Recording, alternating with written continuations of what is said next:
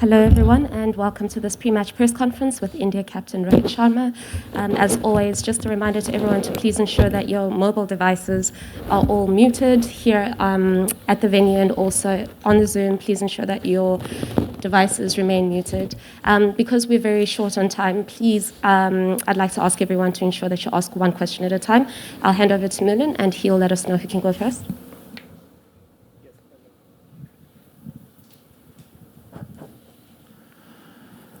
Rohit, a good time for you to translate what you spoke about when you became captain, that you want to win titles for India? Yeah, absolutely. It's an opportunity for us to come and do that. But we do understand it's been a long process for us and we will stick to our process. I think it's important not to get ahead of ourselves. And we do understand as well that we have to play good cricket to win that game. Which I think we've done in this tournament. We just need to stick to it. I know we're a long way away from it, but I think it's important to just understand that it's a contest between bat and ball, which we have to come on top with, and and stick to and trust what you've been doing so far. Rohit, Rohit, this side. A lot is made out of your record, Virat Kohli's record, KL Rahul's record in knockout matches. Do you actually believe in the fact that this is actually a statement on the quality of a player, that they are not doing well in the so-called big matches? Is it actually a different game than any other game for you as a player? And do you think of yourself as any lesser as a player if you don't have a great record in a knockout match which comes once in a year or so? I think knockout games are important. We do understand that it's a simple logic to it. Knockouts game, because you get to play only once and there's only one opportunity to do well in that knockout game. But for us, I think what not just for me but for the players, what they've done in their entire career doesn't define them by just one knockout game. The entire year you work so hard to get where you want to and to do well in whichever format you play. So that one particular game is not going to decide that. I think it's important. We do understand the importance of knockout, but at the same time, it's also important to realize and understand, what sort of effort you've put in the entire year to come to that stage. For us as players, as a team, I think we can pride ourselves to be here at this point in time, because we saw two of the quality teams which were knocked out, and anything can happen in this format. So for us, I think to be here at this point in time, I think we can take a lot of credit and pride ourselves in where we've come. But again, it's just a phase. It's just one phase of the tournament. We know there are two crucial phases of it. We do understand when you play this kind of tournament, you have to break it into parts, and we've done one part of it really well. There are two more parts to go, but tomorrow is going to be a one part of it where we have to play well to get the result. But specifically to talk about that, I think it's important to understand that knockout games are important, and you do well, it gives you that immense confidence. But we do not forget, what has happened in the past, what the players have done in the past, all the performances that they've put in for the team over the year. That one game cannot be dictating that. I think there's a lot of effort that goes into putting ourselves and playing for the country and getting those efforts, getting those runs, getting those wickets. So I really don't believe that one bad game in the knockout can truly define what kind of player you are. Rohit. Hi. How much fun have you had just being a captain in this World Cup? It's so many different conditions everywhere. And where does Adelaide fit into it? You played a game the other day, just different dimensions. are there different hitting areas? Are there different lengths you would want your bowlers to bowl, and how different are they? Yeah, that's one of the challenges that we've had in this tournament.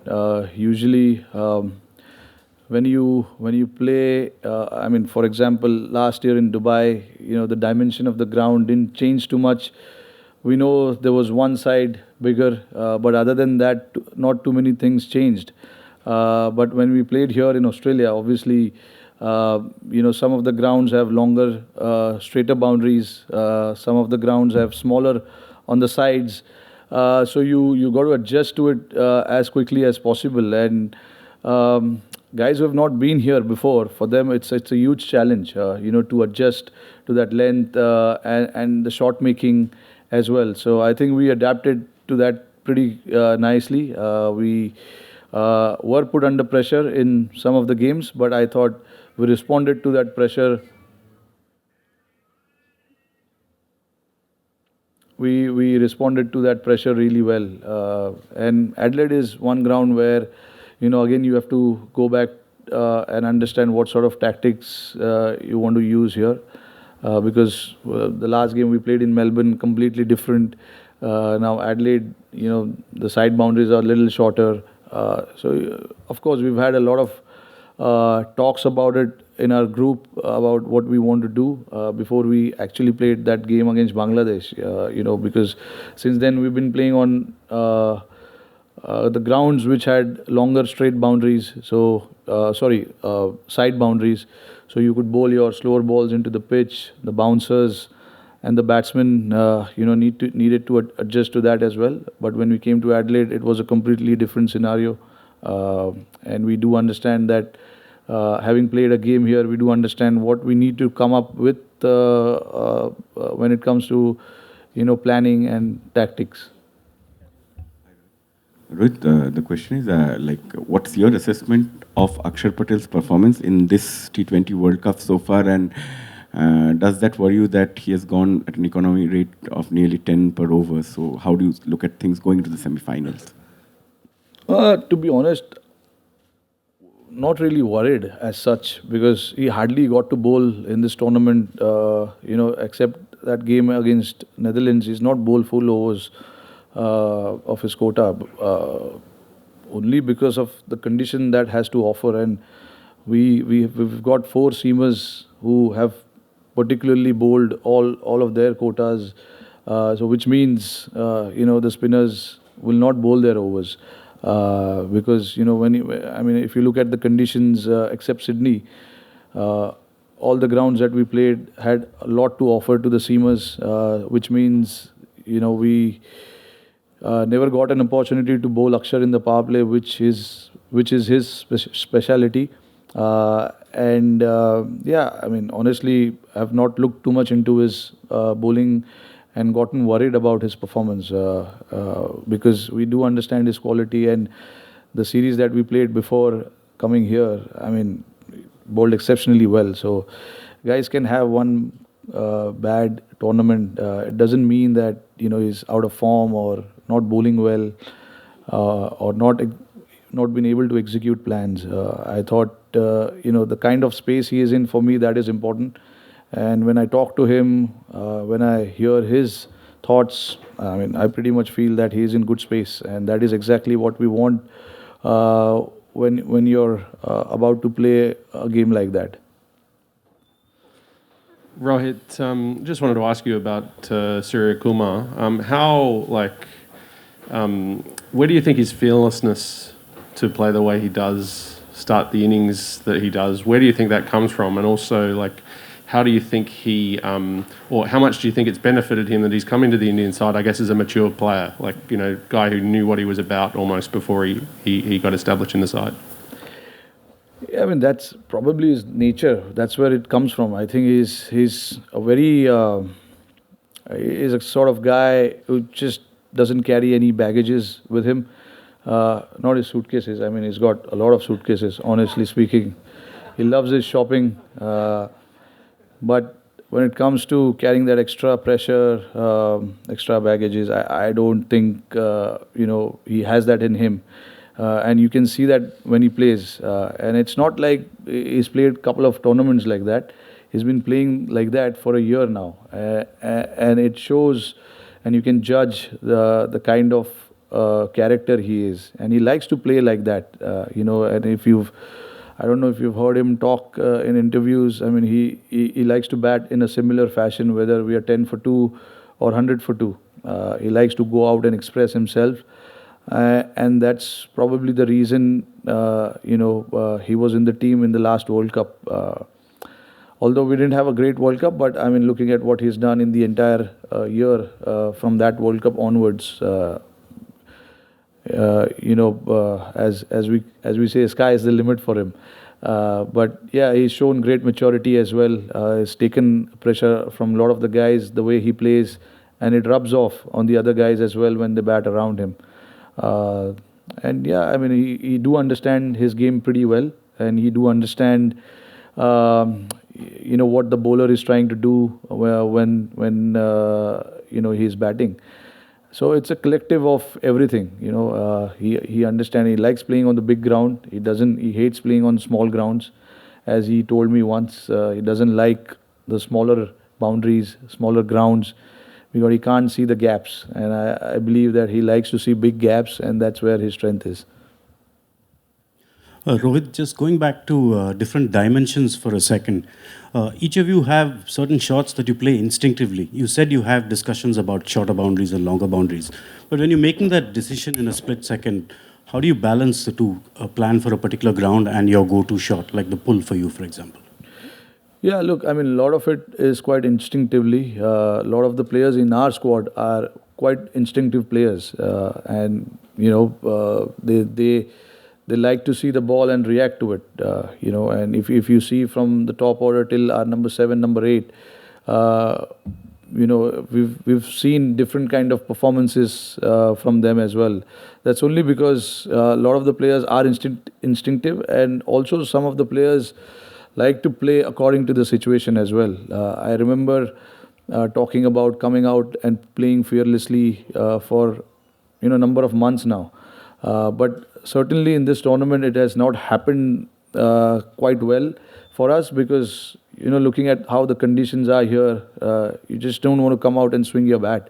You want to understand the conditions. The ball is swinging a little more than what we have experienced in the last year. So you've got to respect that condition, and it's not just us. You can see the number from the entire tournament of the power play overs from all teams. It's not been that great from all the teams. It's only because of the conditions that has to offer, and I thought that is where our adaptability came into the picture, and guys adapted quite well, understood the situation and played accordingly, which is a good sign, and that is what a good team can do: adapt quickly, assess the conditions really quick, because we don't have too much time here. So all of that, I think we did that pretty well. It's just about now understanding and going out and executing the same plans. Rohit, Shivani this side. I have a two-part question. If first you could tell us how you're doing after the hit at the nets yesterday, and last game you made a change with Pant coming in. Was that a one-off, or will you be sticking to it now? The first part is obviously, I was hit yesterday, yes, but it seems to be fine now. There was a little bruising, but it's absolutely fine now. Between Pant and DKC, I said it before the last game as well. Rishabh was the only guy who didn't get to play on this tour at all, except the 2 games that we played in Perth. That was our unofficial practice game. But since then, he hasn't had a hit, and he was the only guy who was missing some game time. So we wanted to give him some time and have some options as well, whether if we want to make changes in the semis or the finals, we should be able to do that. And it'll be unfair to just bring the guy from nowhere and make him play the game. So that was the thought. But again, at the same time, we've told the guys right from the beginning that everyone needs to be ready for whichever game that they have to play, whether it's semis, final, league games. They got to be ready for it. But yeah, it was a little tactical as well, considering we were not knowing which team we will be playing in the semis before that Zimbabwe game. So we wanted to just give a left-hander an opportunity to counter some of the spinners who bowl in the middle for New Zealand and England. That was the thought, and we thought Rishabh was the guy for us to go and give him some time as well. But again, what is going to happen tomorrow, I think I won't be able to tell you right now, but both of the keepers will be in play for sure. Rohit, you beat India, you beat England in the summer in that series. How relevant will that be tomorrow?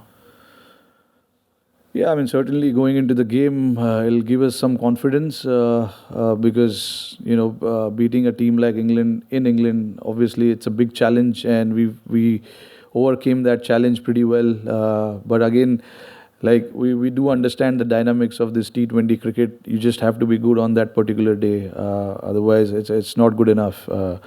But certainly the guys will have some confidence going into tomorrow's game. Also, to say a lot of the guys who played in that series are not part of this team. And a lot of the guys who are here now didn't play that game against us in that series as well.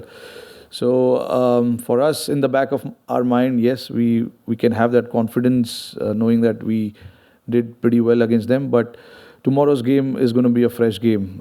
We just have to be good on that day in terms of our skills. We just need to be better than them to come out on top. All those records of the past, I don't think it's going to matter too much. It's just that you can carry that confidence with you. But again, we just need to start fresh and think about tomorrow with fresh mind. We can't go into the game thinking that we've beaten this guy, beaten this team, and it can happen again just like that.